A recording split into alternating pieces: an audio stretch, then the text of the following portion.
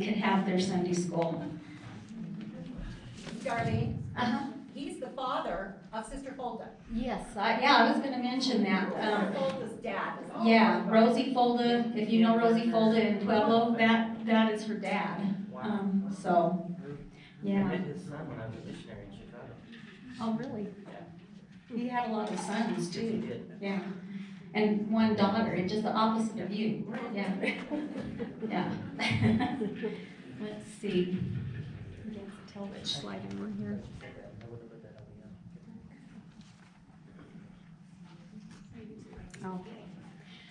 Okay, so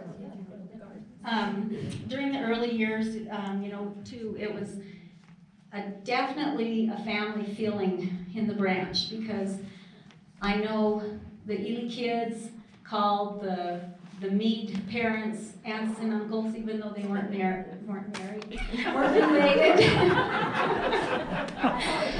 and vice versa. And More interesting. yeah, and my husband said till he was pretty old, he really didn't know that they weren't related. And so it was really a family feeling then. And let's see, and these are the first elders of the Rye Sunday School and Branch. And this was your grandfather, right? Enoch Mead. And then, of course, Rama, and then Hiram, and then I think that's Boyd and Agberry. And then Glenn Hepworth. So. Everybody knows Glenn Hepworth? And then they were the first branch presidency too. Hiram was the president, and Rama was the first counselor, and Glenn Hepworth was the second counselor. Let's see. So once the branch was formed and everything, there was another brother that was in the ward. His name was Brother Carden, and he thought it would be a good thing if, instead of meeting in homes and things, that they met, down in the town, and so that they were a little bit visible, and so that people knew who they were and things. And so that whole block there, from the Rye Cafe to Kirkland's, various parts of that building at various different times were used for the branch meetings. And my husband remembers, I guess there must have been a jukebox or something next door. The party time. The party place was next door, and my husband used to say he would put his ear on the wall so he could listen to that during sacrament music. He didn't pay attention very much. You're making it sound like he was really a ruffian. I mean, rolling somersaults and listening to party time music. Yeah, he didn't listen to church music. So, But he stayed after. yeah. So after a few years, the branch had grown sufficiently enough that, wrong thing. Let's see.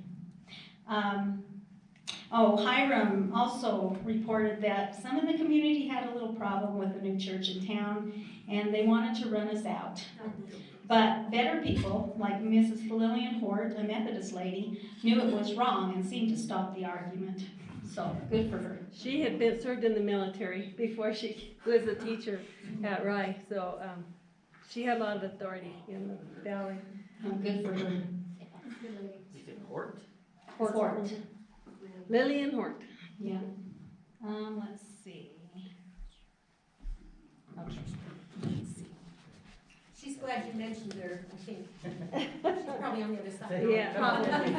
She was a good lady. She was very good. Let's see. Maybe she's been baptized. She's probably been baptized.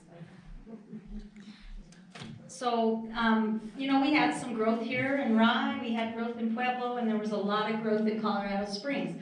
But there's a little known fact that I thought was pretty interesting, that for a long time, Pueblo had a lot more members than Colorado Springs did. And as a matter of fact, the Colorado Springs branch, which the Gardners were part of, was disbanded between 1939 and 1940. And then finally, in 1941, they reorganized it. But during that time, Pueblo had a ward. And they were told that they should go to Pueblo for their meetings. But I guess Sister Gardner asked the district president at that time, that, you know, there's a Methodist church around the corner. Could we just go there? And she got a big no. So I think instead they still have a lot of cottage meetings because their transportation, it was hard for them to get to Pueblo for meetings. But this is, in 1960, the Pikes Peak Stake was formed, and President Gardner was the very first president of that. And this is the boundaries. I don't know if you can see the dotted lines. And then it went down into New Mexico too. So it included Colfax, Union, and Harding counties in New Mexico. It went way out past Bibb County, Lincoln County, part of Elbert County, all of El Paso, Teller County, Fremont County, Custer County, Huerfano County, of course Pueblo County, Los Alamos County. It was a pretty big state. But when they first started, there was only 2 wards and 4 branches, and Rye was one of those branches. So it started pretty small. And this is a picture of David and Verna Mead. They were some of, you know, some influential people that lived here too, was part of the Mead family.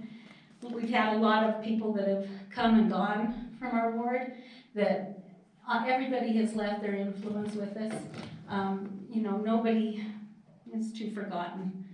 So yeah, in 1960, I think you said, Bev, the Evensons moved out. And of course, there's Maurice Evenson, and there's all the kids. And I hope I got everybody right, Bev. Did I get them right? Yeah. So this is David, and Debbie, and Anita, right? Yes. And then Jim and you. That was our Easter Sunday picture.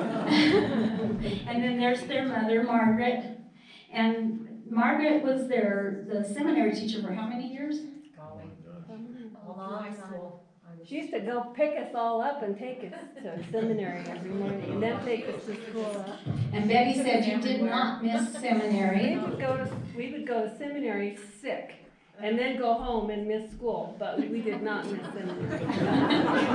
But I'm sure she was a great teacher. And we had so many kids in the room, and it was the biggest classroom, that I remember leading the music, standing in the hall, and the piano was outside in the hall, because the room was so full. We had a big seminary class. Yeah, that's Pick pretty people neat. up, and we would be three deep in the back seat. And it was, You could do that every in time those you get a days. bump, you would scrape. We just killed that sob. Oh, yeah. There's like 20 kids in this little sob that we. It was a lot of fun. Hey, Eddie, when we moved here, Denise was in 3rd grade, and she had Mrs. Evenson as her teacher. In school. Oh yeah, I forgot she was at the school too. That was, she wanted to move her up, skip her up, but we said, oh no, just give her more work, and so she gave her more work. And she, you know, and we did it again, and finally when she got to middle school, they said, she's moving up, and so, but Miss Sister Evenson and Brother Evenson was. Did anybody ever want to move Kevin up? Going down. Move him on. Okay, well, these are some more of Hiram's words. He said, "The